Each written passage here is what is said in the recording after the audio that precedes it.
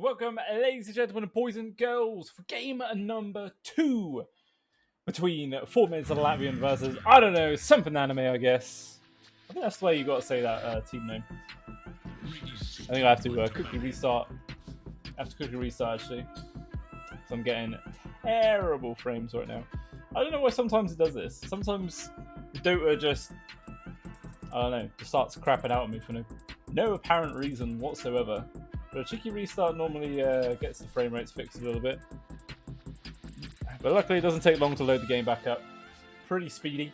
Speedy stuff. There we go. Right, not missed anything whatsoever. Looks like exactly the same bands there from, I don't know, SomethingAnime, I guess. Meanwhile, taking away the Doom and the Lena. I think Doom was still banned last time. Lena definitely wasn't. So obviously, they got to change their first pickup this time, and they're going to go with the Dragon Knight as the first hero pickup. Pretty solid in this current meta. Normally, obviously, traditionally used to be like a mid laner, but I mean, more often now you see him as a position 3 role. Just that tanky, beefy boy they chuck in the off lane, just helps sort of pressure out the tier 1 tower, reduce the space that the opposing position 1 can effectively farm with. Which is the main sort of tool about what a lot of people use it for now. But knowing that information, we'll see what SomethingAnime are going to plan to pick up now in response to that. Okay, they're actually going to go for a Razor. So is this going to be a position 1 Razor, I wonder, or a mid Razor? Because it can sort of go into either one. I mean, if you put it against the Dragon Knight, it's kind of difficult for him to try and run away from the Razor when he gets that static link online. I mean, he can turn around with the Dragon Tail and walk it off that way. But even still, I mean, if the Razor's got a set of brown boots on him, it's such a goddamn speedy hero that it'd be pretty difficult to try and escape from it. We'll see what they go with. But once again, the Skywrath pickup there for 4 minutes in a Latvian. Just, yeah. Just want to stick all they know. I mean, it didn't work in that previous game. I don't think it was really the Skywrath's fault about why it went bad. Like I said, I thought the draft for 4 minutes of Latvian in that previous game was fine. It's just all the lanes sort of went quite not the way they wanted them to. Let's put it that way. The LC just got a little bit too zoned out, and if the LC's having a rough time, it's pretty rough for the Skywrath as well to actually have much effect in the game, because you're really relying on that duel and Mystic Flare combo to secure a lot of kills. But I mean, similar sort of premise there with the Dragon Knight. Obviously, the Dragon Tail stun having a stupidly long stun duration, which you can still use in conjunction with the Skywrath to try and net some early kills. So I'm sure that's what's going to be on the cards for them. Meanwhile, this time, they've banned out the TB, making sure that hero does not make an appearance in this game number 2. So, I mean, by banning that, I guess they're just making sure, even if this is going to be position 1 Razor, they're just making sure that this TB does not appear in the hands of Hugh once again and just cause so much damn havoc. It's because he just had endless space, right? He had basically free farm in the top lane, and then when the laning phase ended, he just absorbed all the map across the map by sending out his illusions. There wasn't really any sort of moves from Latvians, or 4 mid, sorry, to try and actually curb the farming speed of the TB in that game, which sort of ended up being the root of their demise. We'll see how they're going to change things up for this next game. There is going to be the Viper once again for SomethingAnime. So I probably got it on the cards for this to be the position 5 again. It could be a fake out right now. This could be a really super smart move. Like 4 mids of thinking, right, okay, it's going to be position 5 Viper again. We know what we're going to be up against. But now, they could put this Viper as the core role, put it into the hands of, Christ, I forgot his name now. The mid lane. I was going to say that. So chuck the Viper in the mid lane, and then you can actually pick up like a traditional position 5, maybe as the last pick this time. Because then that would really throw everything off there for 4 mids. They won't have a clue what they're going to be laning up against. So that could definitely work. But I'm sure that this is pretty much already, like, 4 mids have got their offlane already set up. So, I mean, it worked out pretty well in that previous game. So maybe they're happy, like, Something Anime just to run the Viper as the 5 again up against the Dragon Knight Skywrath combo, because I mean Viper does quite well up against the Dragon Knight, especially if he does take early points into the Nether Toxin. You can just take away the Dragon's Blood's bonus armor and HP regen, which definitely feels nice. It's actually going to be the Snapfire pick up there from 4 mids. I mean, normally you see the Snapfire as a position 4, but it can be pushed into the core role, which I'm assuming is going to be the case for this game, as obviously they've already got the Skywrath, who's going to be the position 4 in the hands of KTZ. Unless, of course, they run it as a 5 in the hands of Agnatos. I don't know if that's a hero that he has in his wheelhouse, and he likes to play it as a 5. Only time will tell. But the axe was picked up there from Something Anime, so pretty much yet again going to be into the hands of Chihadi Swamp for the off lane. But it looks like this time he will be paired up with the position 4 Phoenix.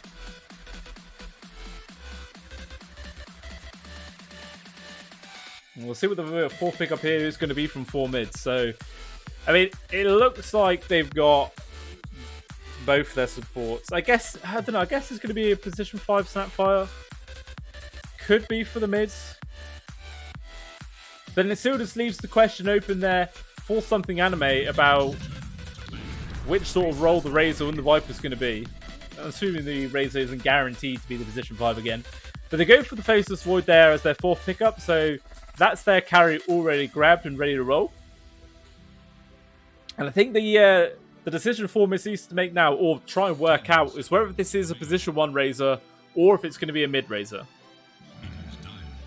And they ban out the PL, so they are thinking this is going to be a mid Razor, right? Unless, of course, they're just covering their bases and they just really do not want to play up against the PL.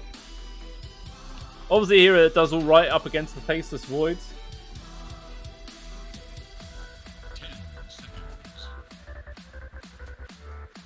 Meanwhile, Something Anime, I guess they're sort of thinking about what the final pickup is going to be for 4 mids as well. I mean, as I said in the previous draft, you don't normally see a position 5 get the final pick of the game.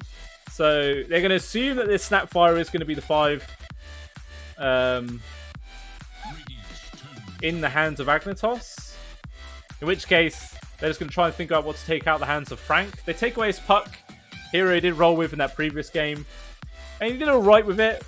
Obviously, it just felt like the rest of his team was a little bit too far behind for him to have too much of an impact.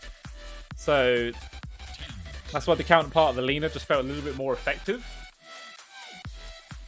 Maybe they want someone that can, I don't know, just try and solo the game a little bit more whilst they're making space for the Faceless Void to actually get online.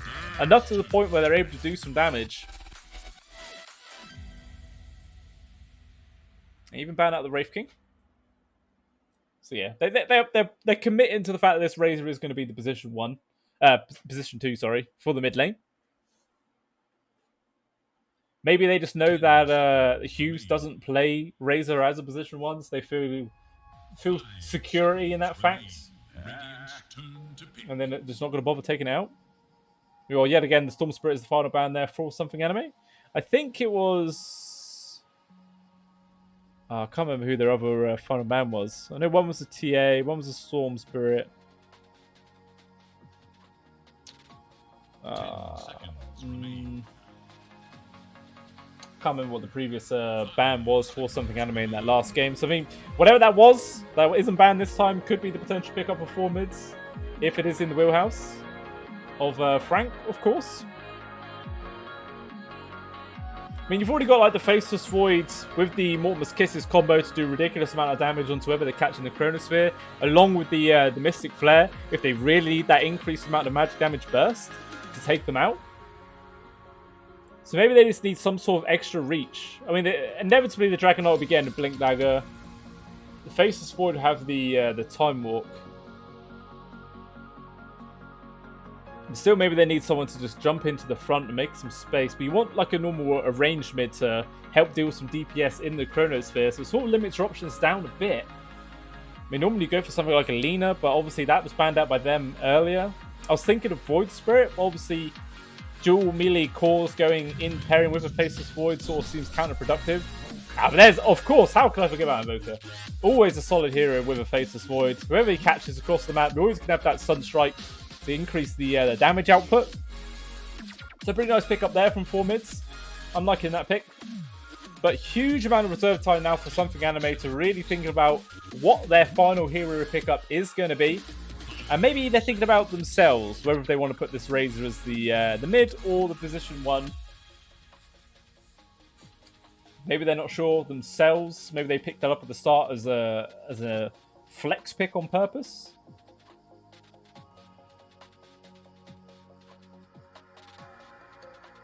I mean, Race doesn't normally like playing up against an Evoker mid because, like, you try and stack link him and he just, like, tornadoes you and walks away.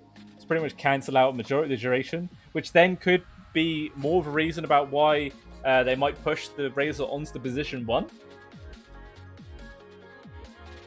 In which case, who do you want to then put into the hands of oh god. I forgot his name again. Ah, Christ. I remember as soon as the game starts.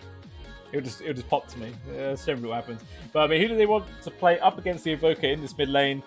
You've already got the initiation from the Axe. You got the egg as well for bonus team fight. Maybe you just want some other sort of AoE team fight ability as well, just to help pair up with the egg, give it a little bit of protection. Because I mean, so far the only protection the egg has is the call from the Axe. Generally, you want something else just to give it a little bit of a buffer barrier and give him that protection.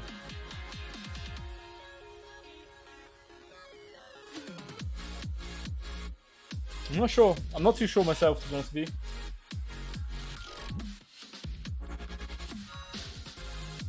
In before, like, Tidehunter mid. Doesn't do too badly against the Invoker, reduces a lot of the damage. And can guarantee a lot of the last hits. But they take all of their reserve time. Okay, they actually go for the Sven, so it will be a mid-racer then up against the Invoker. I mean, it's not exactly like it's a huge counter, but it's not going to be any sort of like big stag links coming out from the Razor this time. But Hughes taking the Sven as the position 1. That's a pretty nice Sven set as well. I don't think I've ever actually seen that, but that makes him look beefy as all hell, man. You got this huge-ass helmet, gives him a weird little Cyclops eye, but you got this, like, double battle axe. A great battle axe, I should say. Seems pretty sick. Sick set. But it still seems like 4 mids have got the superior team fight. Obviously, Chrono into Morma's Kisses, Mystic Flare, Cataclysm, eventually when the Invoker will build the Aghanim Scepter, which I think it's only a matter of time. You might not rush it, because obviously you've still got 2 ultimates from the 2 supports, which will help ramp up the damage in the Chrono. So they're not like they essentially need the Cataclysm. But if the game goes on long enough, it will eventually appear. So probably just obviously just go for the standard like Midas early on in the Invoker. Just build in for like a vessel perhaps, or just leave it as the just help tick out for the cold snap.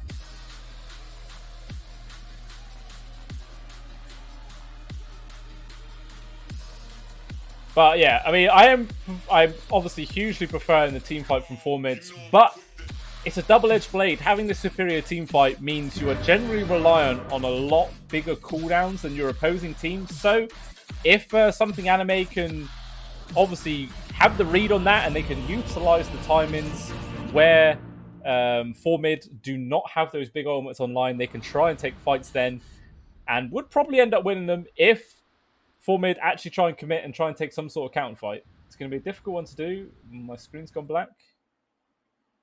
Is short. Use it okay, wisely. That was weird. I don't know why my screen just went black then, but it didn't in the stream. But that's fine. As long as if the stream didn't die, that's all that matters. But anyway, here we are, ladies and gentlemen, for game number 2 between SomethingAnime, I guess, versus... Oh, wait, I missed the I don't know. Never mind. I don't know. SomethingAnime, I guess, versus 4 mids and a Latvian or TeamAlpha. I don't really know what their actual team name is. Team name is always so goddamn confusing in this league. But we'll see if they're going to be able to take this game number 2, give them some points, or if SomethingAnime is going to take them out now, close this series out 2-0, pretend it's the best of 3, and just say if it was the best of 3, we would have taken you out anyway. Had a 1 hero pool. Wow, rough.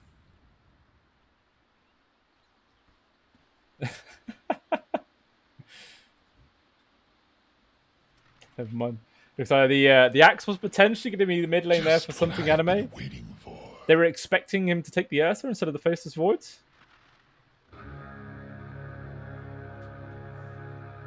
But again, it looks like this could have been an even 2-for-2 split across the board here. Who will emerge victorious? No sort of crazy aggressive moves. But once again, Skiff's on his position 5 Viper.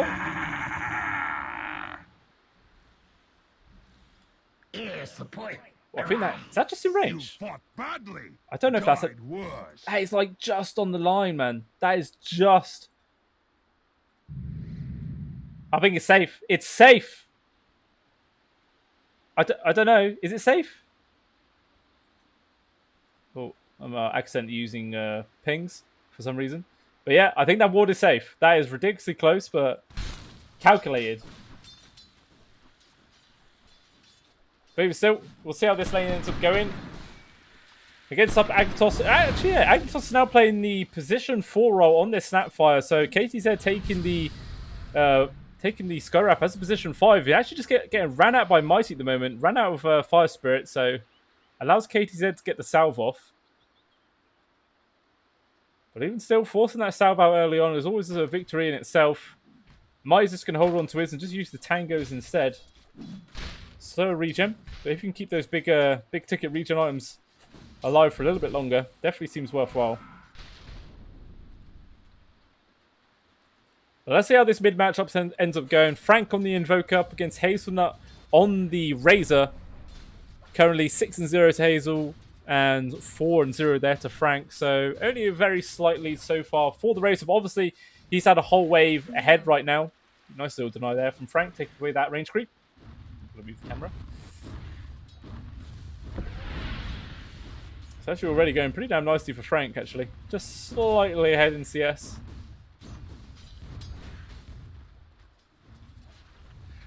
Agnatos getting pretty damn low at the top lane there. There's goddamn poison stacks. So much damage coming out there from Skiffs. But obviously, it's very mana intensive doing that sort of harassment, though, so you can't really sustain it for long. And already got that bottle queued up, just like the previous game.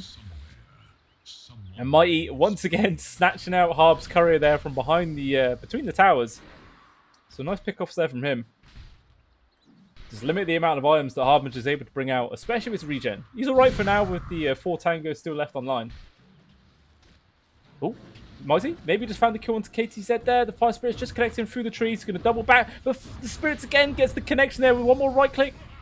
The final Spirit there did not get the connection, so KTZ will be able to survive. And that's why he's going to go for a ballsy dive.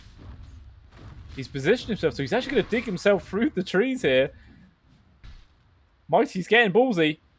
He's going to run to KTZ, but it's going to obviously show himself onto the tower as well. He's going to take quite a lot of right clicks to this. Tries to go for the dive. He actually brings himself all the way back in. He gets the kill, but not before Harbinger gets the return first blood.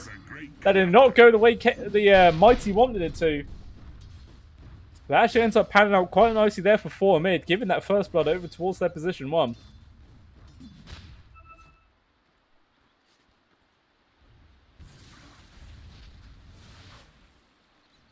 Still pretty much even in this mid lane so far.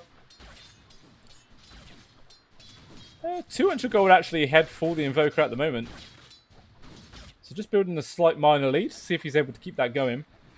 But already this top lane feels to be going so much better for 4 mids. Maybe just with the with these couple of heroes swapped around here, allows them to give the extra survivability up against the Viper.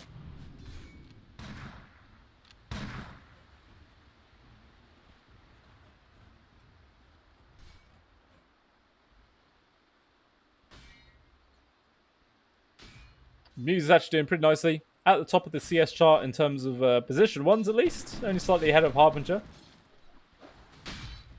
With the little Shredder spam, it pushes back Q's for a little bit, but it really didn't do that much damage to him. Only slightly tickled. You're going to be doing more than tickling if you're trying to pressure out position 1. Hazelnut actually taking a couple of the couple of the creeps away there from the opposing mid laner, but meanwhile KTZ ends up getting caught out of the bottom lane. I'm not sure if Chaddy Swamp actually got involved. Yeah, he's got an assist, so he managed to get the little helping hand there from Mighty. But at least this time the Fitness did not die for getting a kill, which is always going to feel nice. But up top, Skips actually ends up dropping up here this time. And Agatos and Captain Toad are still pretty damn healthy after getting a kill onto that Viper. So, nice little movement there from them.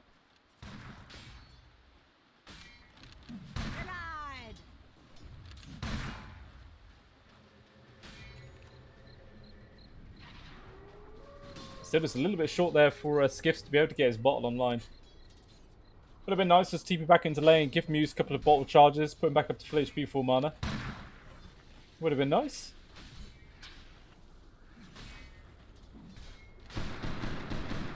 Muse actually just going to run at Agnes here, but Skips is coming around for the backbones. They're going to do a lot of damage on Agnes, but the jump was there with the cookie. He's going to try and stand his ground. Hughes will turn around with one final right click and takes down the Snapfire.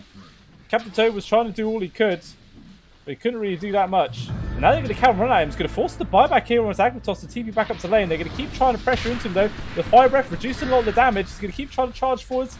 Agnes, the Sunstrike comes in way too late. Can't get the connection. Meanwhile, Captain, he takes way too much damage from these amount of stacks from the poison attack. Ends up just slowly ticking him down. Hughes got pretty damn low in the process, but they still managed to come out on top in that engagement. Also forcing the buyback out there from Agnetos. Skips now with his bottle out. Even giving 2 of his charges over towards his position 1 as well. That's the sort of position 5 life we like to see. No greediness of taking all the charges for himself. Sharing the love. He does have his Chronosphere online now. So maybe if they get the catch onto Mighty with the Sunstrike on top from Frank, they could potentially get the pick off onto someone. Well, actually, this is another point. Hazelnut should really be able to run down into Voker a lot easier because there's so little points into Course and Wex. The Tornado is going to be like tiny range of really like minuscule duration as well. So it should allow him to just get on top of the Invoker pretty simply. When he chooses to actually go for that dive anyway. Not going to be anytime soon by the looks. But Katie says actually TP'd up towards the top lane.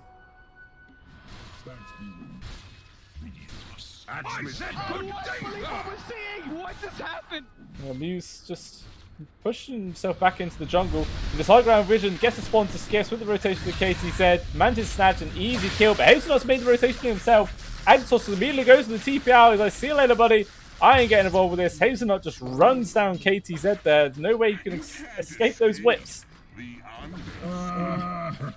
Just too damn ridiculous to deal with. Meanwhile, though, Harbinger's definitely been struggling in terms of CS. 38 and 6, especially when compared to the 50 and 7 of Hughes. And he's slowly getting run out underneath this tier 1 tower. Chaddy just keeping chase. Now going to go for the call. Is he going to get lucky with enough spins? Not a single spin. If he got 1 spin, he might have been able to go for... Actually, he would have been able to dunk anyway. Kind of blade on cooldown. Can't do anything up against that. Unseen energies. Oh, the Invis Hazelnut is right on top of Frank at the moment. He's now going to go for it as well as dropping the launch, but immediately there is the Ghost Warp. But Mighty, he's ready and handy. He drops down that smoke to see there's no chance of Frank getting away from this. Say dust of the dust, not smoke in the seat. It's completely the opposite thing. But Katie said, looks like he might be able to get a return kill here onto Mighty. Only needs 1 more Arcane Bolt. Just able to get the vision there. He's trying to get the salve out of his pocket, but it just could not get out fast enough. Hazel keeping chase, able just about to get the connection onto KTZ. He's going to try and go for the TP out. Is it going to be enough? No, it's not. He gets whipped down. Meanwhile, though, Captain Toad and Agatos were at least able to get the kill onto Skips at the top. So we'll see how much they're going to be able to pressure out this tier 1 tower. Still about half the duration of the Dragon form left. And again, Chatty Swamp is constantly charging Harbinger, but with this rotation here from Frank, he comes back online, going to drop down the Chronosphere. Harbinger getting so damn low, can't stand close to Chatty Swamp. He's going to carry on trying to charge in, but he still will end up getting taken down there from Frank. And there's that old tip. Mike is going to dive in there. Full Harbinger though gets a connection with the Fire Spirits. The Time Walk just able to regenerate some of the HP, but it doesn't matter. That final tick of damage was just enough. Actually gets the return kill. Nice little move there from Mighty. Realising he had the potential to get that pick off. And just further limiting out Harbinger's game. If you check out our natural net worth, 4,500 there for Hughes to the 3.5 Harbinger. So already 1,000 gold separating these two heroes. pretty huge chunk of gold at this point in the game. And it's always nice seeing a Sven at the top of the net worth this early on as well. Like, normally he does sort of guaranteed to be top at about 15-minute mark after the laning phases end, and you can start capitalizing on the greater cleave. But even since before then, he's just been doing a fantastic job at just keeping this farm going, especially with the help of the space that Skiffs has been able to make for him. I mean, tier 1's still at half HP as well. The next dragon form is online. If they want to use it, to just guarantee this tower. They're going to go for the initiation onto Skiffs. Looks like he will inevitably go down, especially with the Sunstrike on top. Gets the kill. And this will be the tier 1 tower following suit. I guess he's actually just going to save his save the drag form. Doesn't need to bother popping it, as they've got the Carty here, as well as the little shredder as well. Just does a ridiculous amount of minus armor to help push that tower in. But meanwhile, though, Hazelnut's been doing a little bit of pressure himself with his own catapult, doing quite a fair chunk of damage onto this tier 1 tower in the mid lane. Harp just actually moved over himself. He doesn't have Chronosphere, and he only has a Javelin. So he's not exactly going to have the biggest amount of impact on trying to defend this tier 1 tower. Hazelnut's now even got involved, actually predicts where the jump's going, so he managed to keep the latch. Meanwhile, the Mormons kiss there from Agritos, just trying to make the space for everybody to fall back. Captain Toad even coming in here himself with the Dragon form, but not going to be able to connect onto anything. And the tier 1 tower, 75 HP within deny range. I'm a little bit unsure about if they want to deny it or not. They're going to try and just overpressure the tier 1 tower themselves with this Dragon form usage. Actually, Captain Toad just charge forwards, gets the stun there onto Skiffs with the Sunstrike on top, guarantees that kill. And the jump force there from Mighty does quite a lot of damage onto Captain Toad, but not enough to actually get the finish. And now that's also a Blink Dagger online for him as well. So even easier now to set up for those Sunstrike ganks. Or just Sunstrike pickoffs. It looks like they did just go for the 9 in the end. Not really going to bother trying to get as most out of that tower as they possibly can.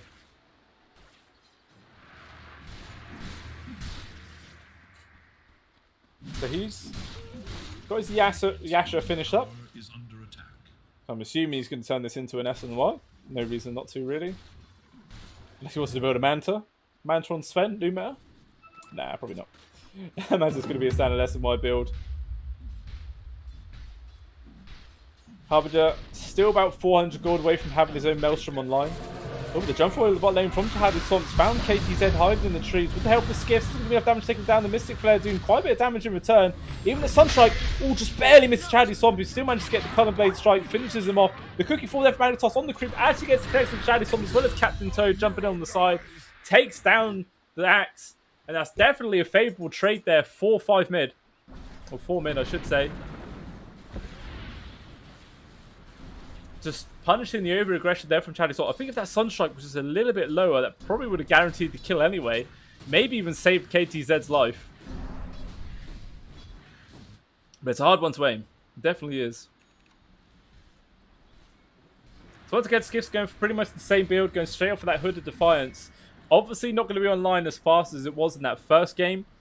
He just had tons of kills in that first game. Their lane went so damn well, but this one's a little bit more even. Still with 3,000 gold lead in the favour of SomethingAnime. Not quite as big of a rift as game number 1, but still a lead nonetheless. And it looks like 4 mid are going to try and pressure out this tier 1 tower in the mid lane. Still full HP though. But they got Chrono online, they got Mormon's Kisses, they got Mystic Flare, all the utility items. Actually, Hazelnut shows himself and just immediately gets taken out. The Chronosphere on top, even the egg gets put down very aggressive. Jihadi Swamp jumps in to try and give it a save, but it doesn't matter. The little shot is there. It gets the burst damage, takes it down. Harbinger just able to barely escape the coal. Also too early. Captain able to get out. Now the Meteor gets dropped on Jihadi Swamp, who's slowed down by the Ice Wall. He gets slowly evaporated. And now Skiff, his fate is surely going to follow the rest of his squad. Just a little shredder amplifying all the damage. Only one right click's actually left needed, and the Forge Spirit gets it. Harbinger tried to get the secure himself, but couldn't quite get the grab. Fuse able to get an easy pick off there, and KTZ just walked high ground into him. But I think he got the spot onto the Ancients just before he died. So maybe 4 mid, maybe it would have been a favourable trade to come over here to try and push the Sven off, but it doesn't matter. Sven just farms these stacks just way too damn quick. They'll take down the tier 1 tower instead in this mid lane, whilst also taking several kills away there from SomethingAnime. It's definitely cutting down that net worth lead a little bit. But I mean, after that big, I think it was quad stack Ancients there, secured up from Hugh. Allowed them to keep a little bit of a net worth lead. Not as big as it was, but definitely still big.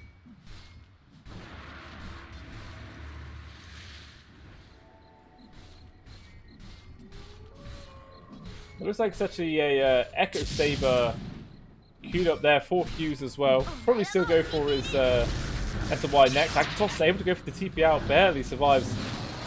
Captain Toad is going to run out next, but he's super damn tanky. The Sunstrike onto Mighty. He's going, oh, he decides to go forwards just in the nick of time. Manages to dodge all that damage. Jaddy Swamp's also here. Maybe looking to struggle for jump at anyone as Hazelnut finishes off KTZ. The tornado is there from Frank. Going to try and do a bit of damage, but Jaddy Swamp goes to the jump and he misses. He can't get the cool connection down to Frank, but now Hazelnut going to get burst down. Harbinger even getting involved. Not even needed as Captain Toad still gets the kill. Now Jihadi Swamp's going to have to try and run himself out of there. He's got so many people on top of him. Going to try and turn around, but the Mortimer's Kiss on top, as well as a couple of bashes from Harbinger. Takes him down. And again, another favourable trade coming out there for 4 mid. Taking away the mid laner and the off lane. So pretty much every member on the side of SomethingAnime getting a little bit more punished. Might maybe even get picked up with the Sunstrike, just barely not enough damage to get the kill. And now Hugh's going to pop the Godstrain. He wants to get some sort of return action, get involved with the rest of his team with the Sunstrike on top. The Sun Ray, sorry. And the right clicks was enough there to take him down. Even a 5-kill streak actually going over towards Hughes there, so even more bonus gold for him. Just furthering the lead between him and Harbinger. 3,500 gold this time. At 16 minutes in. I think he's now got... I think he has enough now to finish up the Echo Saber. Always just a very, very strong item on the hands of Sven. Able to get you that increased bit of burst damage with your God Strength. Even Hazen able to find a little cheeky double damage.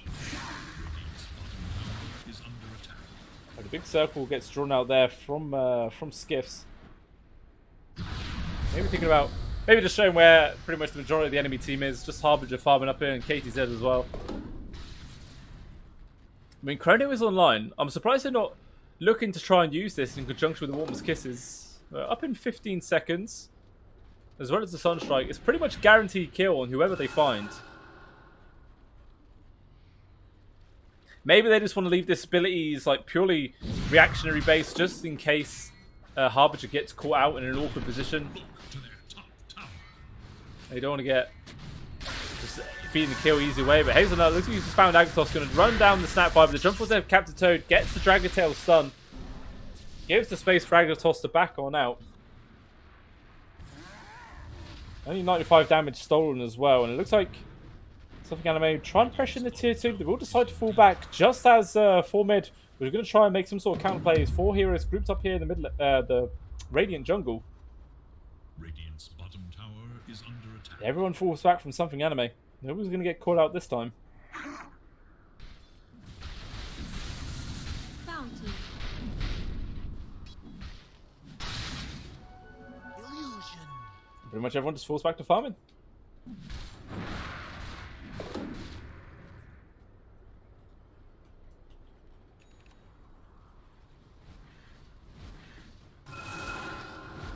It was actually like pretty much the first time with the Aghanim Scepter there from Frank. So why don't you just get that Cataclysm online as fast as you possibly can. Just in the event that Harbinger is able to get like a 3, 4, 5-man Chronosphere. And just blow up anyone that is actually caught in that area. It's always a strong combo. Always pretty much guarantees a massive amount of damage.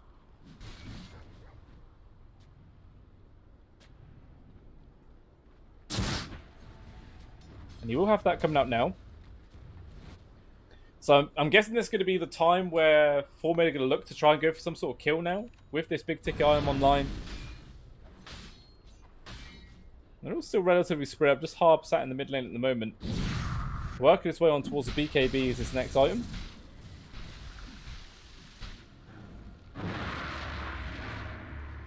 Meanwhile, Hughes also got the BKB queued up next. Definitely a solid item to have up against the lineup of 4 mids. There's a plethora of stuns and slows, silences. So many things that Sven just absolutely hates to play up against. It's always a good way to try and play up against it. Meanwhile, Hazelnut's actually already got his BKB online. And it's a refresher orb. Immediately queued up as his next item. Well, sometimes you see people go for like an axe, perhaps. But, no. Refresher orb. He just wants 2 ulties. 2 BKBs. 2 static links. Double bubble. Every single member from SomethingAnime is grouped up here. They're going to go for the jump here onto Harbinger. He couldn't quite get the reaction time to get the blink out. And the cool control there for Caddy. They get the pick off onto the Faceless Void. Immediate tip as well. And now Captain Toad's going to try and run out there. The Cookie trying to make a little bit of space. We'll just keep in charge though. Nothing really to slow anybody down. As well as the Dragon Tail. But Hughes thought about going to carry on jumping up. But decides to turn around last second to get himself out with the Sunstrike. Perfectly aimed there from Frank. Gets the pick off onto Mighty. They find something in return. More Kisses also gets dropped there from Agnatos, but Hughes just immediately makes a beeline for him. Poor old Agnatos just gets picked off. Tries to defend the tier 2 tower, costs him his life. Hazelnut just too damn speedy as well for Captain Toad. He's able to disengage. They successfully take away that objective as well. So 2 pickoffs there for SomethingAnime. The recap telling me absolutely fuck all. So 2 pickoffs and a tower kill, only losing your position 4. Definitely a worthwhile trade. Let's see what the next main item Jihadi Swamp's going to try and go for. I wonder if he's going to try and transition into the current meta axe of the Manta style Aghanim Shard build, or if he's just going to completely forget about it. We'll see what he's going to queue up next, as he's got his face boots. I mean, next item is definitely going to make the call about what it is going to go for. But I mean, there's quite a huge amount of the farm just being soaked up from Hughes right now, so it would take a fair amount of time for him to be able to farm up the Manta Style and the Aghanim Shards. Unless, of course, they're... I don't know, maybe if they play around Roshan for a little bit, get that second one in line, and guarantee that shard pickup. But Smoke now actually coming out from 4 mids. And it is just the 4 of them. Just KDZ that wasn't the one to join in on the fun. They're going to start heading into their own jungle yet again. There is actually a few members of SomethingAnime in this vicinity. It looks like Skiffs will probably be the one that they bump into. It's not exactly the target they want. It's just the lowly position 5. It may be a Viper, but it's not the one. But actually, Jihadi Swamp's going to show himself. The jump forward is there from Captain Toad with the Sunstrike. The Mystic Flare, all the damage on top. Bursts down the axe and takes him away. Is there going to be a tip? No tip. Wow. That's very surprising. I thought that would have been the perfect opportunity for some BM, but Harbinger's getting a little bit of control there on his on the old tip button. Maybe he ran out of tips. That could be the main reason why. That's generally the reason why. But still, again, just look at the farm disparity between the 2 position ones. Hughes at 17,000 net worth. Meanwhile, Harbinger still only sat at 10,000 respectively. He's got the BKB online. Even going to go for the Bloodthorn as his next item. Big Harb still just working on towards his own BKB. I mean, he's got the Ogre Axe online. He's still about 800 gold away. Well, he has enough to buy the Ogre Axe, I should say. But yeah, about 800 gold, and he's going to have his own BKB. Which will definitely give him some survivability, for sure. But I don't think the BKB in his hands is quite as impactful as SomethingAnime, because obviously the Razor and the Sven are just huge physical damage components. They don't really care too much about BKBs. The Axe Call as well, also piercing BKB. The stun from the Supernova also dealing with it. So it's not like, yeah, I don't know, maybe an S and Y could have been possibly a better pickup there for the Faceless Void. Just that status resistance, maybe just being a little bit effective if you ever get caught out from the initiation. I don't know. I could be wrong. Only time will tell. But just a 3-man smoke up here from SomethingAnime. They're going to move into the enemy triangle. And they see the Forge Spirits there for Frank, but he's just hanging down the low ground. He doesn't want to show himself. He just knows. He got that 6th sense to not move himself into that area, which would have been pretty much a definite kill there for SomethingAnime. And they will back out just before a few members of 4 mid actually shows themselves.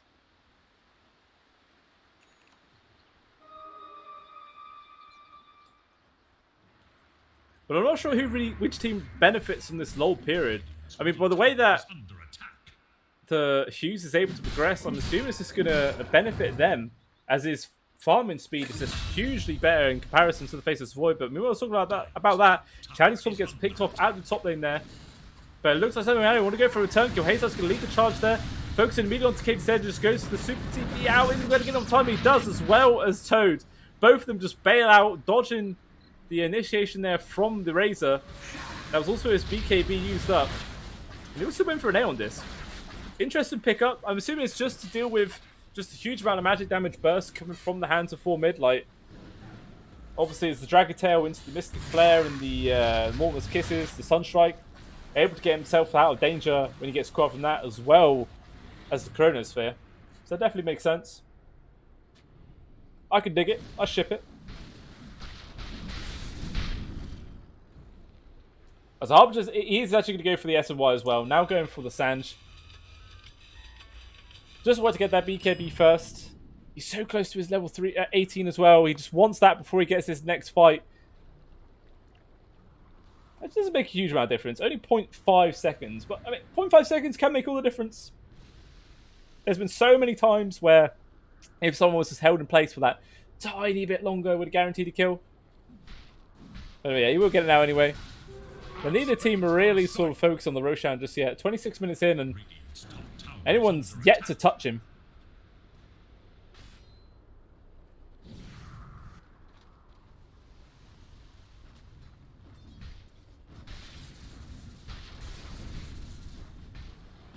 Still, just this lead just keeps getting bigger and bigger for SomethingAnime at the moment. Now up to 7,000 gold lead. Pretty much all of that just from this Sven alone. I mean, Frank's been doing a pretty decent job at trying to keep his farm going as well. He's second in net worth at the moment, 15,000 on him. And he's pretty close to having his own BKB. About 900 gold away from that. Oh, Fuse is going to see the jump. He's going to go immediately onto Frank with the God Strength. Was up to that damage it is. He just takes him down before any sort of reaction can come out. Meanwhile, the rest of his squad has had to just bump into a few members. All 4 mid are going to try and disengage. Captain Toad getting focused up. Fuse actually TP's up here. Manages to get the finish onto Toss before he can get the TP out. The rest of the squad, though, everyone just completely bailing from the area. But there should just be a Roshan take now for SomethingAnime. Especially using up the rest of the God Strength. Oh, damn, these bashes from Roche. Too damn strong.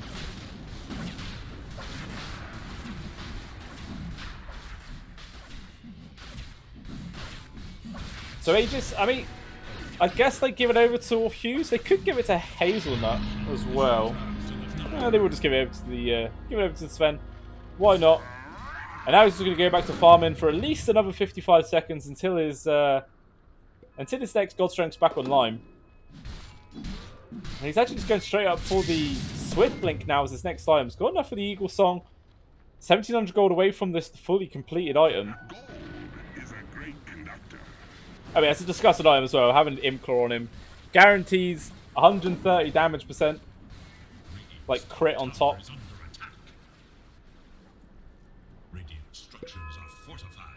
With the Imclaw, it's not. Yeah, it's not like double your damage plus 30%, is it? It's only 30% increased damage, right? Empowers your next attack, causing it to be a critical strike, dealing 130% damage. So yeah, it's just basically 30% extra over what you normally hit, right? That's the way I'm reading the item. Unless it actually works out that it's 130% bonus, rather than just 130% damage. I don't know. But the bottle getting dropped there from Skips. Actually, no, it's someone else's bottle. Must have been the Razors. Allows Muses to ball up a double damage. God Strength online with the Aegis in tow as well. This is the perfect opportunity for SomethingAnime to try and look for a fight. I mean, they will be actually trying to fight into the full team fight orientated lineup of 4 mid. But I don't think they really care. Just clearing out all the waves, left, right, and center. Now going to push themselves in towards the mid lane. Captain Toad there with the Aghanim Shard, just dropping it down. I had a lot of people just say this skill's not really that good anymore. Like, in terms of team fights, it's not too great. 450 area for 10 seconds, dealing 80 damage a second. Kind of easy to dodge out. Meanwhile, here comes High Ground Siege from SomethingAnime. Hughes just leading the charge. It's so much goddamn right click onto his buildings. We'll actually be forced to go back there from the cold snap. Makes him disengage for now. Let's see how far they is actually want to disengage.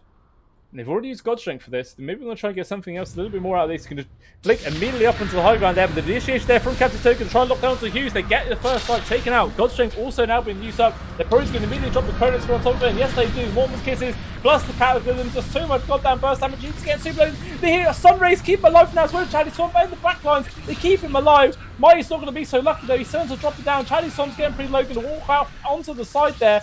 And he should be able to survive this engagement. Hazelnut still keeping himself deep, gets caught out by one more stun, Cookie on top, finishes him off, and everybody else on the side of SomethingAnime has to just run away. There's a nice high ground defense there from 4 mid. And Charlie Swamp's actually also going to be called out. I thought he was out, but apparently not. So 3 deaths there for SomethingAnime. Not getting anything at all out of that, losing the Aegis. Haven't used a few of their spells, but this is the problem of trying to fight into the superior team fight lineup of 4 mid. Like every single element was used, Mr. Claire, the Kisses, the Chrono, the Cataclysm, all this massive amount of burst damage. I mean, it didn't get the second kill onto the Sven, it was pretty damn close. If it wasn't for the healing of Mighty in the backlines there with the Holy Locket as well, he definitely would have ended up dying. It was very, very close, but he still couldn't quite find it. Well, Agtos, he would just get called out instead. Oh, Frank, maybe he's going to think about trying to go for some sort of play here onto Muse. Or Q, sorry. They will decide against it. Still, just a few spells are getting chucked out. We're actually going to go for the Swift Link over the top. Forces the BKB there for Frank and has to go for the Ghost Walk runaway. It's evading danger and gets himself out.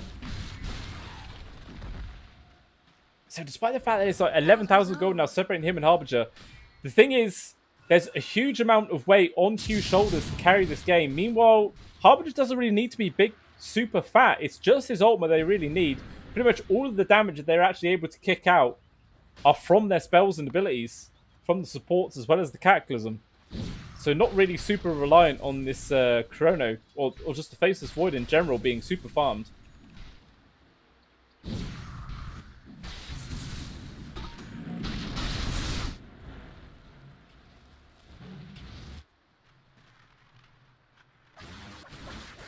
Looks like Hazel actually now queued up the refresh roll, so he's going back in for him that he had queued up earlier. We'll see what sort of impact it's going to be able to have.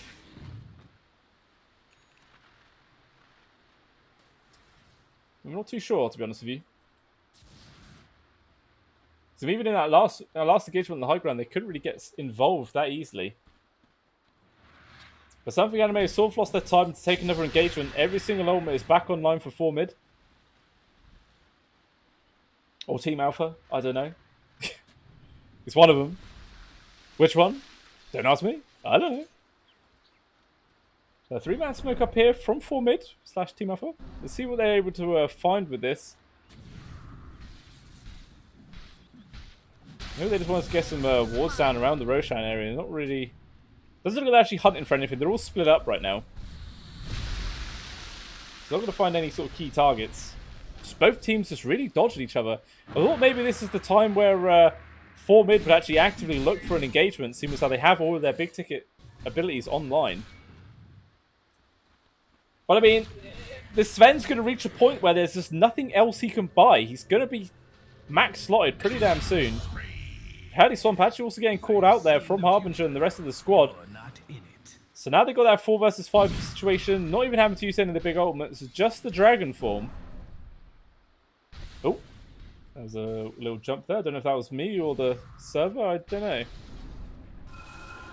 But it looks like this tier 2 tower is probably going to end up falling down. No sort of defense, SomethingAnime to make. And they will decide to fall back. Roshan's still another minute and a half away. And it was just a soft push coming out there from Skiffs. Just forces 1 TP rotation back from KTZ.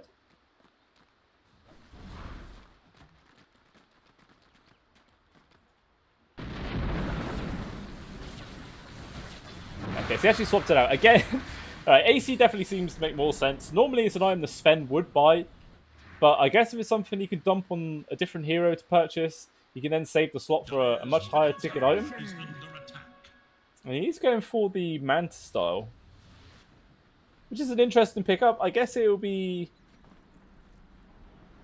I don't know.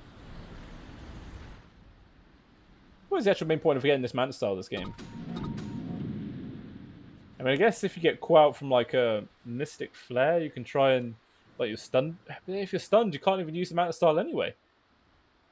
Is it just to cause confusion? Like if he gets jumped on by the Void, if you can get the Manta style off, then obviously the Void will be hitting the wrong one for quite a long time, and the illusions will be pretty tanky, so they survive a while. Plus, if it's the Mystic Flare, it'll share a lot of the damage.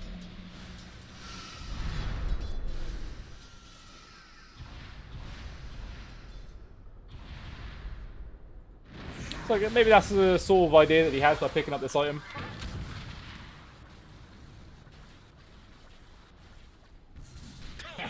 But still, just both teams really dodging each other quite a lot. Mighty looks like he might get jumped on here. Captain Toad gets the initiation. Sunstrike on top there just to secure the kill.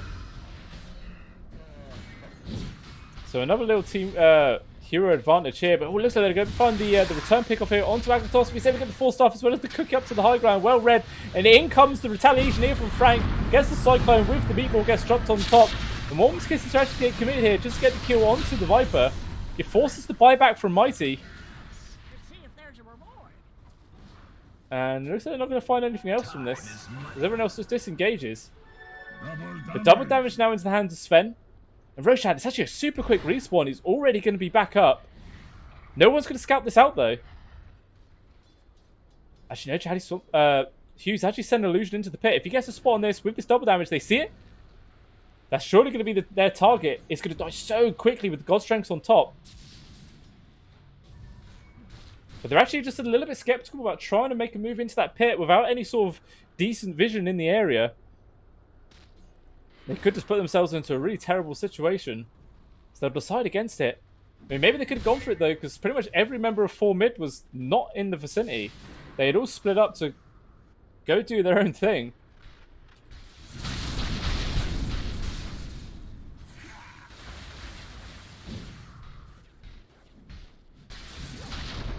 Well, Harp still trying to build into the butterflies as next item.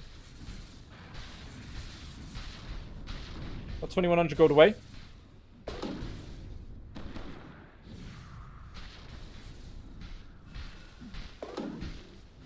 Oh, actually no. Looks like he's going to go for the... He's got the Skadi queued up as well, and he's already got the Ultimate, so that's going to be his actual first item. And he's got enough just to buy it out in 50 gold. Oh, a little spec play coming here from SomethingAnime. If they can get the pick off here onto Harbinger, it'd be a pretty big pick off. The smoke ends up popping, but immediately Harbinger gets the jump out. He sees the danger coming. Spidey senses were tingling, and he gets the hell out of there. Obviously, with that vision, the Observer Ward up on the low ground got the spot on all of them. So now, SomethingAnime a little bit confused about what it is they're meant to be doing. They're all just sort of running around like headless chickens. But do we make a move? Do we go into the Roche? It looks like maybe they're going to bait out the illusion here of Hughes. We'll just see what you can find with it.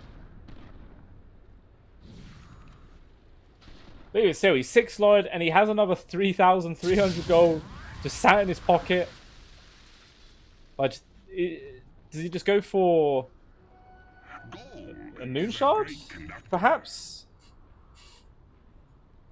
But he's still got this... He's just got casual Sange now. Is there something else that you can really build that into?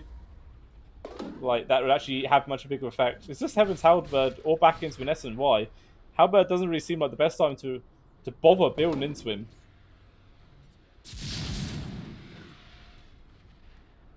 Okay, no, now he's going for the Refresher Orb. Right, Refreshers galore at some point for SomethingAnime. Actually, no, never mind. Of course, Hazelnut decided to swap out his. Also just hanging around with the casual empty bottle rather than the plate mail in his inventory. Interesting choice.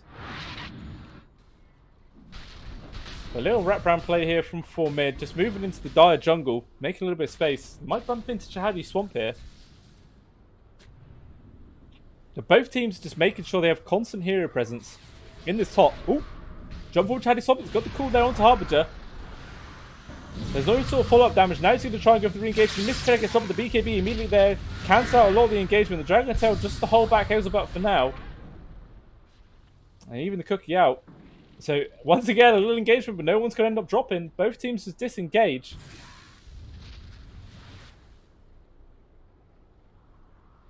I think he's got enough just to buy out this refresher orb, but I think he's obviously going to be saving up for the buyback. You sort of have to at this point.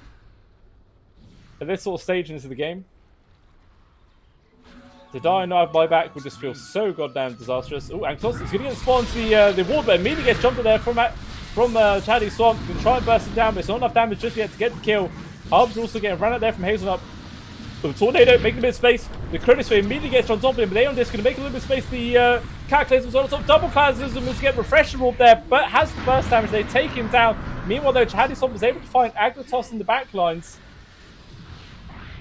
As long as they've, the re-engagement, Hughes immediately jumps there onto Harbinger with the silence, but he gets the BKB off and manages to get out of there alive. But they couldn't quite find it. The SMY reducing that stun duration just by a few seconds, or a few milliseconds, I should say, saves his life, allows him to get out. But Hughes going to go into the pit. He wants to make some use out of this God Strength, but the buyback from Magnetos, as well as a nice double tornado, catches onto Hughes as well as Chatty Swamp. He will force him out of the pit.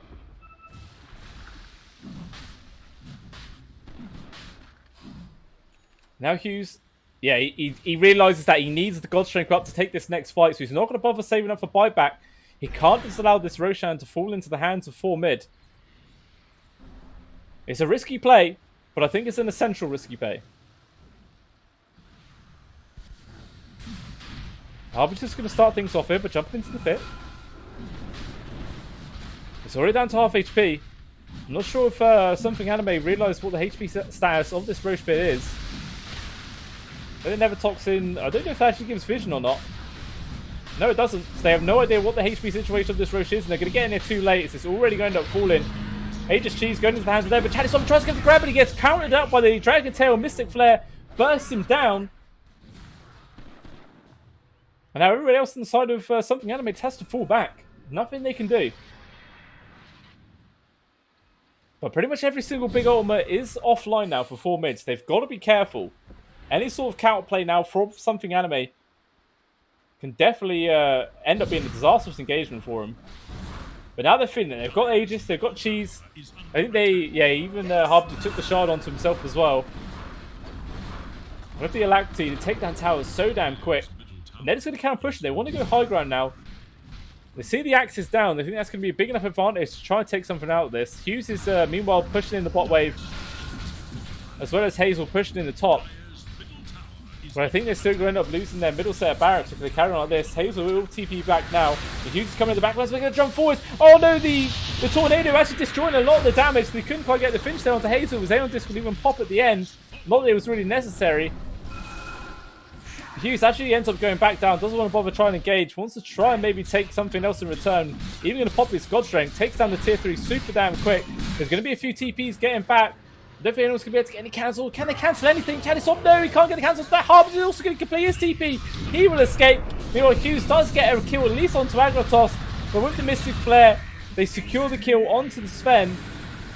Frank, he's trying to go solo here for a kill onto Skiffs. The Sunray can try to heal him up as well. The returning for Chatty Swamp to get the catch onto him after he went for the Ghost Walk. He's going to be off damage. Though the Tornado, he's going to make some space. The Cataclysm as well. It does a hell of a lot of damage. Even go for the double cast, but can't kill anybody. Still cost him his life. Now, double Cataclysm will be down for the next engagement. But, I mean, they've already lost the Sven, so nothing's really going to be happening for 75 seconds. But, I mean, that's a pretty nice move there from Hughes.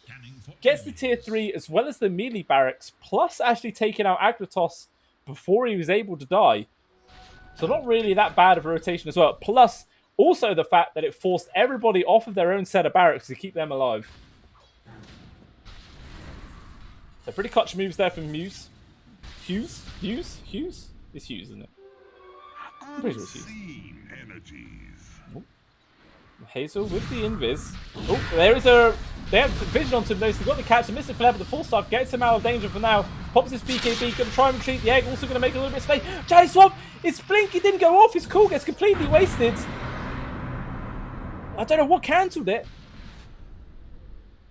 Did he get hit by like a Maelstrom proc or something? I'm not too sure. But with this Sven still down for another 20 seconds, 4 mid want to try and take some building structural damage here. They're going to focus onto the melee barracks. And it looks like they will manage to get it. Nothing that the rest of SomethingAnime can do to stop this from happening. Even going to secure the ranged barracks as well.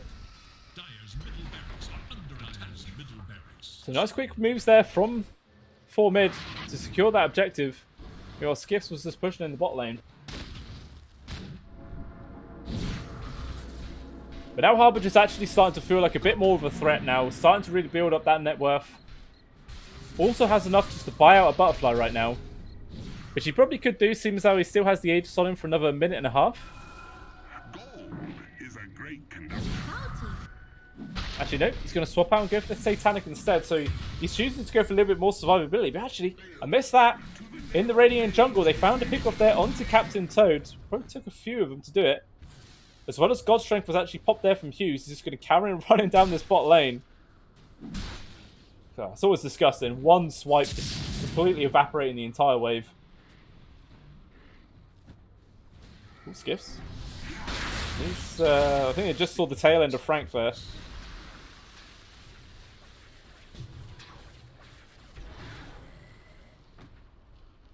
That's also actually quite a nice pickup. Normally you don't see Vipers go for the shard pickup, but it works pretty damn nicely if it's just in the hands of position 5. Reduces people's armor. And also increasing the stacks of poison attack, which pretty much all his job is just to make sure he gets as many poison stacks as he possibly can on people before he dies. Just helps ramp up the DPS that the Sven's able to kick out. Who is, now going for the Moon Shard. I'm kind of surprised.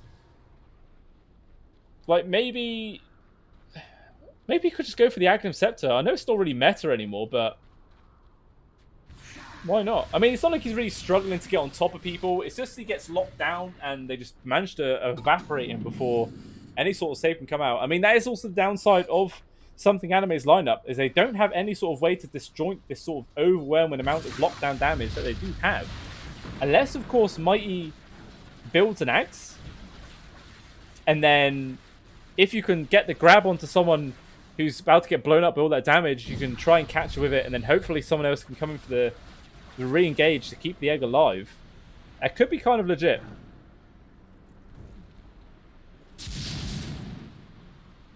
I don't know. Well, he's got the Cypher Fight skewed out instead.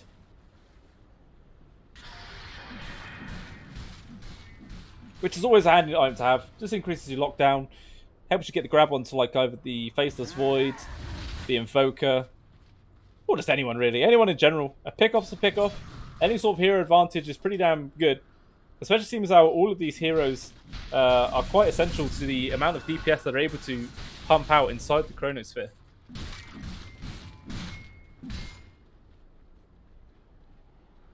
Even Pentner Edge Sword there for Hughes as well. Increase in attack range plus a slow on top. Does the slow pierce magic immunity? I'm not sure. Oh, it doesn't give me any more information on it. Kind of annoying. A little smoke here from 4 mid. It looks like they want to try and defend this tier 2 at the top lane. As every member of SomethingAnime is gathered up here themselves. Oh. Both teams put down a sentry ward at exactly the same time. But I think Agnatos put his down just slightly afterwards, so I don't think he realised that that was just put there itself. But obviously that gave the information for SomethingAnime just to disengage.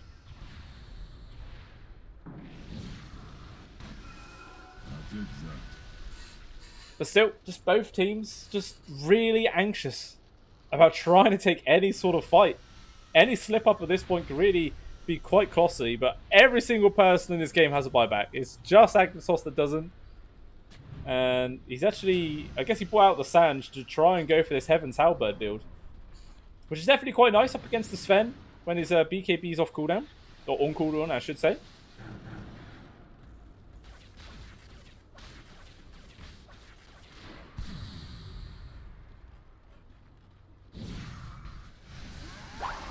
But it's every single member of 4 mid just keeping sure they're in the group. But actually, jump forward into Captain Toad, gets to get knocked out to Hazel, but it pops the air on this, allows him to disengage. And no sort of counterplay response coming out from SomethingAnime. They're just going to let that be as it is.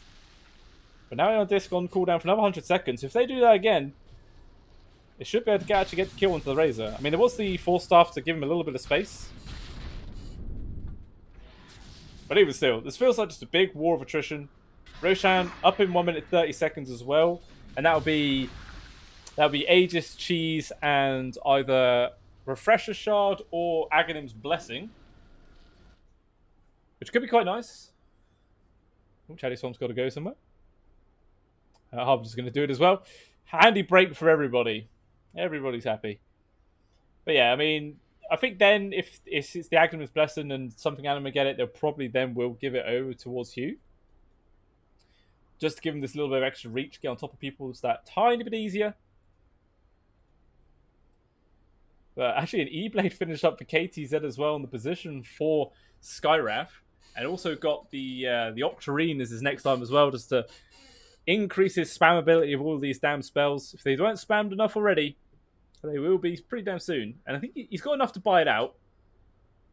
But then, likewise, he's not going to have buyback. So it's definitely a central thing to save up for right now.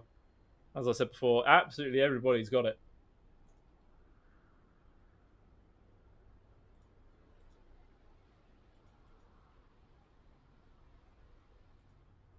There's nothing else really Hughes can buy. He's got his moon shards. Full 6 slotted in his inventory. I mean, he could actually just get an item to replace the refresher orb and just leave that in his back pocket.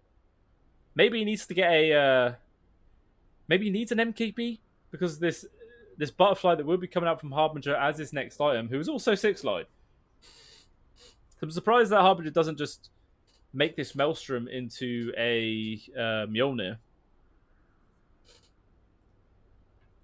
Maybe you will.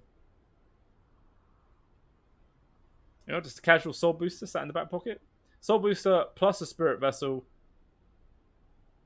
Just, everybody's got so much goddamn money this game. 49 minutes, 59 seconds in. So basically 50 minutes into the game. And Just what I've been waiting for. I mean, it's not really, despite how long this game's been going on, it's not a huge amount of kills. Only 48 kills in 50 minutes. So just over, well, just under a kill a minute, really. Not the huge, crazy team fight, battles, to and fro game that we'd like to see. Both teams are sort of skirting around each other. But maybe the whole reason why 4-mid aren't using this huge team fight advantage is the fact that if they use that and it doesn't go their way, the game could quite easily be over for them. So they're just playing quite cautiously, want to make sure that they don't mess up at all and just end up throwing this game down the drain. But likewise, SomethingAnime, whilst all these abilities online, they don't want to make a move because if they get caught out, again, they could all end up dying and be forced to use all their buybacks. And they could easily end up losing in return. So it definitely makes sense about why both teams are being so cautious. But someone's got to move eventually. Somebody has to make the first move. Whether if it's successful, or whether if it's a complete failure, a move's a move. Something has to happen. I mean, now Chatty Swamp's going to go for this Manta-style Aghanim Shard build 50 minutes into the game, but it's definitely something that they need just to help increase their damage, because so far it's pretty much all into the hands of Hughes at the moment to be all of their DPS. Nobody else is really kicking out anything whatsoever.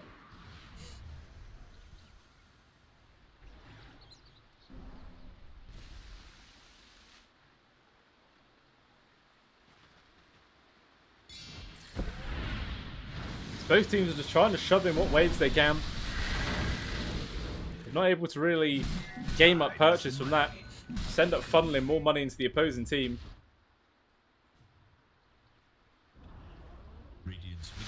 The tier 2 actually finally ends up dropping in this mid lane. And it's just so bit of attrition there that it eventually just gets whittled down.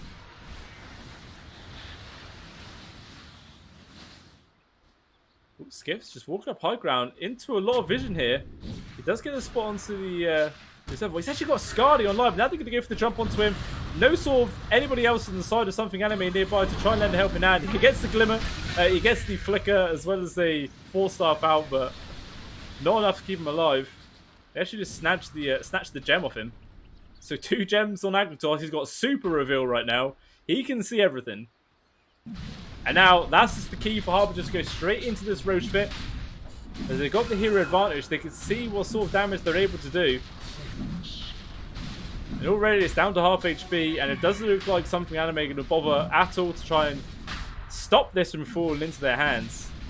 So who are they going to give this Agnum's Blessing over to? It could be quite nice in the hands of Harb.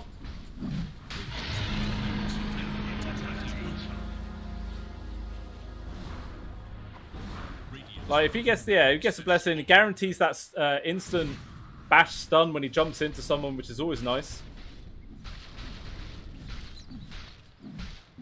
Probably give the cheese over to Frank, I imagine. Or maybe he's actually just going to keep it in his pocket so he can swap it out whenever he needs to. She looks like he's thinking about just buying out the butterfly. No, I saw he spent a lot of money, but he just lost 4,000 gold or something.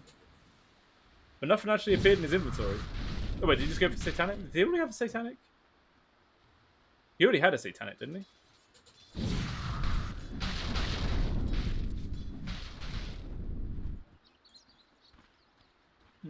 Not sure. But now, Hazel, he's got his Cipher Vice as well, trying to get his own Satanic. Still not got that Refresher Orb that he had. He's queued up so many times this game. Just doesn't actually want to commit into it. And I mean, it's kind of fair enough. Octarine Core there, they just finished up for Frank. I think, did KT said finish up his as well? So yeah, both of these guys got Octarines. And it looks like maybe a little tier 3 push coming here from 4 mid. Shove the crew wave up towards this top lane. So just skips here left for now. Now Harbinger's going to sit up on this high ground.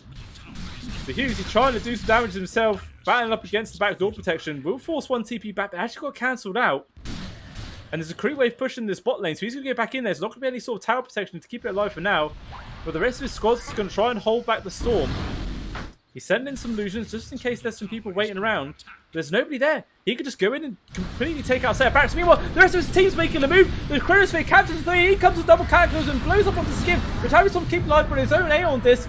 Even the egg gets dropped in the backline, trying to make some space. The egg will now pop, holding back the buyback as well from Hazelnut. Going to try and deal some damage onto the Faceless Void, but he will just force him back.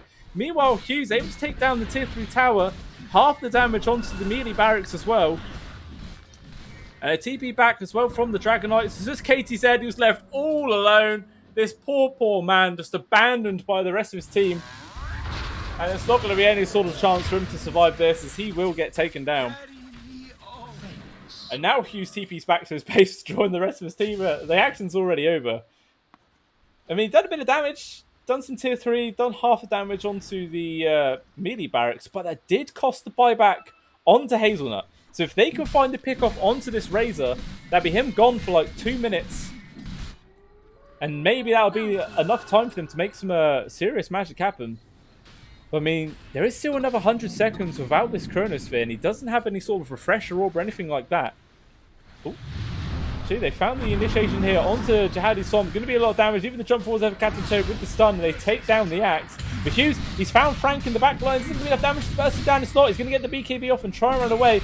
There was no God Strength available. Meanwhile, Mighty actually gets caught off from Harbinger somewhere else across the rest of the side of the map. Hazelnut now completely separated. Going to be forced to BKB and just run away. He cannot afford to die here.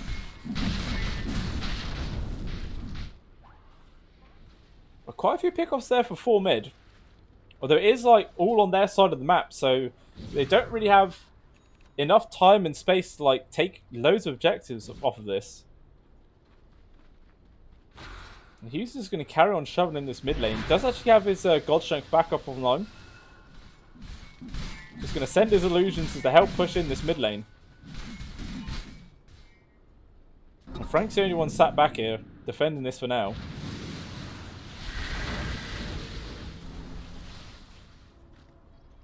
Maybe Hughes is just waiting. He doesn't know if he wants to go back to defend or just try and wait to see if anyone steps out of position. Meanwhile, the rest of 4 mid are going to try and make a move up onto Karen pushing up the top lane instead of barracks. But Hughes, he tried to make a move on the Frank, but he got the BKB off just too damn soon. Couldn't do anything. Hughes actually going to pop his Refresher Orb just to get the double stun here onto Frank. He's going to be able to damage to burst him down. The controller's there with the bonus damage from Skips. They take him down. Going to force mass TPs back.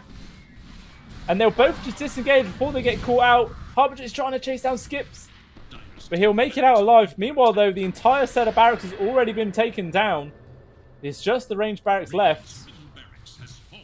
So I think that's a trait that 4 mid will definitely take. KTZ, though, I think he's still going to get caught from that cool control. He will die once more. So 2 dead there for 4 mid. But obviously, both have buybacks still available. Hughes actually TP'd to bot. He wants to try and go for pick off here onto Captain Toad. Skiffs actually forces out the BKB, and they're just going to charge at him with Hazelnut here as well. Just way too much goddamn damage there. Captain Toad just gets melted down eventually. Also has a buyback available. But this is now a 5 versus 2 situation. There's going to be some pressure coming out here from SomethingAnime to try and force out some of these objectives. Hughes actually walks straight up to Tiger. He actually gets the initiation onto the Faceless Void with the control from the axe. They get him down! He's gone! He has no buyback either for 100 seconds. They do get the return kill onto Hughes at least. But he doesn't know. If he knew there was no buyback on this Faceless Void right now, he would buy back himself and just charge down this mid, and they would try and end this game. But without that information, you can't safely make that move. And they will just give the breather room that 4 mid need to just reset and wait for this Faceless Void to come back. Why doesn't he have buyback?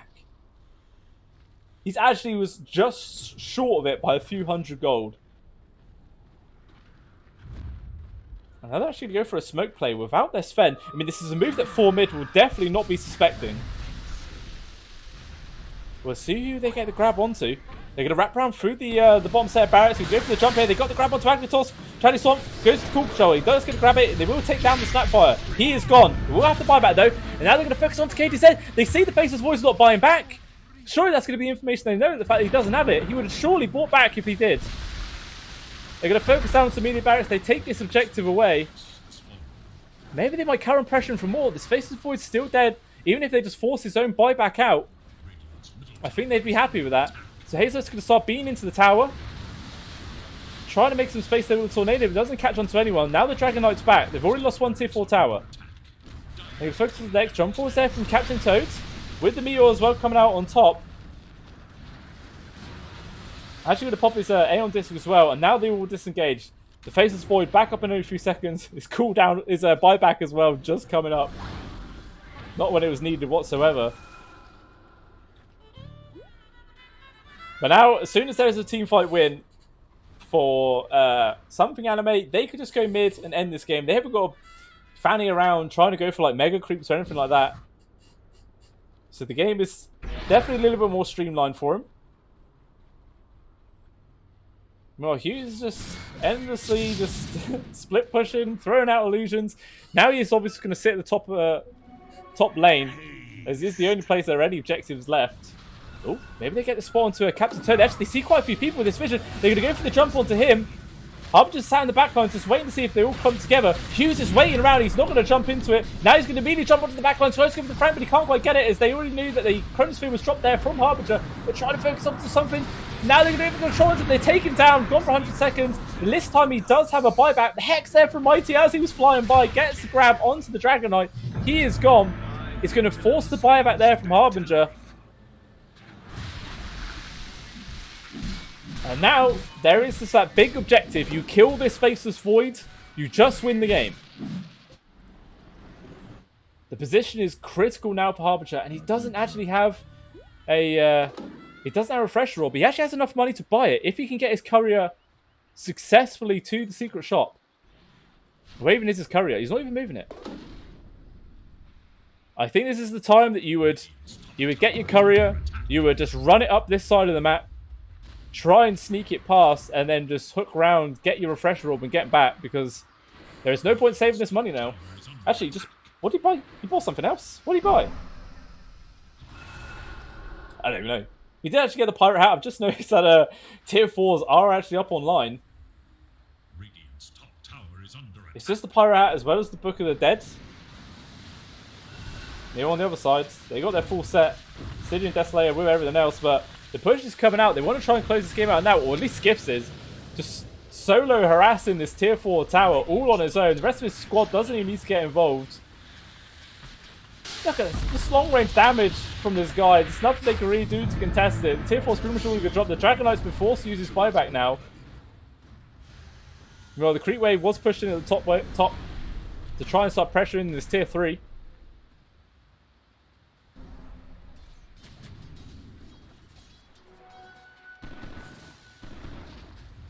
And he got the kill onto the Vision before Skiffs could get the Knight onto the sentry board. But both teams just playing so cautiously. More so for mid. They realise that Harbinger has to stay alive. If he ends up getting dropped, this will just 100% be game over. And I guess he must support out the butterfly then. It's a risky move, but I mean, it has paid off. SomethingAnime haven't actually tried to close out the game while this has gone. Giant's Ring actually into the hands of this axe now. So you got this 4,700 HP axe, which could just run over terrain. And deal 100% of your strength per second to units you're trampling on top of. So he now just does 184 DPS underneath him, which is stupid as well. Absolutely broken. They actually put the Pirate's Hat into the hands of Hughes rather than the Stygian Desolator. The Sunstrike actually scouts out the Roche, but I'm not sure if they can actually make a move to try and stop this from happening. It's not fast, actually. Are going to come over. They popped a smoke for this. Jihadi Swamps just position themselves up on this high ground. See if they spot it, but they all make their move around it. The Tornado doesn't quite get the catch onto anyone, but they will realise this move's coming out now. Jihadi Swamp making the moves in there, tries to pop the smoke. He's going to go for the grab onto Harbinger. The Cataclysm not going to get the Thunder. They're trying to focus on Jihadi Swamp. He pops the BKB, and it's just too damn big at the moment. Just going to walk himself away. But still, the Roshan does that again. Drop. Hazelnut takes the Aegis. Harbinger, he got the snatch onto the cheese, I think. They're not going to find anything. Agnatos gets dropped in the backline. Harbinger just control of this Hex. It's lasting too damn long. There's two of them stacking up on top of each other. He will manage to get the cheese off in time. Meanwhile, in the backlines, Hughes is jumping around, trying to focus on Frank, but he can't quite find him. Now he's going to change his target over towards Harbinger. He's going to go for the TP out, but Hughes is on top of him. He's going to stun him and take him down. He's gone for 2 minutes, no buyback, as well as Agnatos. And Jihadi Swamp for the final tip of this game. And I think that is just SomethingAnime. They will just be able to close this game out now. As they've got another God Strength ready and available to use, as well as another Refresher Orb in the hands of Hughes. Refresher Shard, sorry. So unless there's some sort of crazy magical play that 5-May could do with just the 3 of them up against the entire onslaught of the SomethingAnime squad, I don't know what they can do. But they're paying a little bit of respects to it. They're not quite just running in to end this game just yet. The big jump in there. They got the Hex on 2 for long range. Perfect initiation there from Mighty. Evaporates the backlines. And that is just GG. Frank calls it. And they end up tapping out. That was a nice way to end the game there from Mighty. That big dive into the Hex. Absolutely perfectly timed. But that is SomethingAnime. Well, I should say their full name. It's in the game. I don't know. SomethingAnime, I guess. Winning this series 2-0. Well, I mean, it's a group stage series, and it was only a best of 2. But taking both of them, securing those extra points there for the league. And unfortunately, that's 4 mids plus 1 Latvian. Couldn't quite get the purchase in this game, despite the fact they had superior team fight. Maybe it was just the fact that they were just a little bit too cautious, maybe, about trying to actually take any sort of fights. They sat on their ultimates too long. And, yeah, well, it just gave all the farm to this Fen, who ended it with ridiculous net worth. 51,800 gold. Ridiculous amount of money on this guy for an hour and 5 minute long game. Quite a slugfest indeed, but eventually it was them that came out on top, taking both games and closing out their series.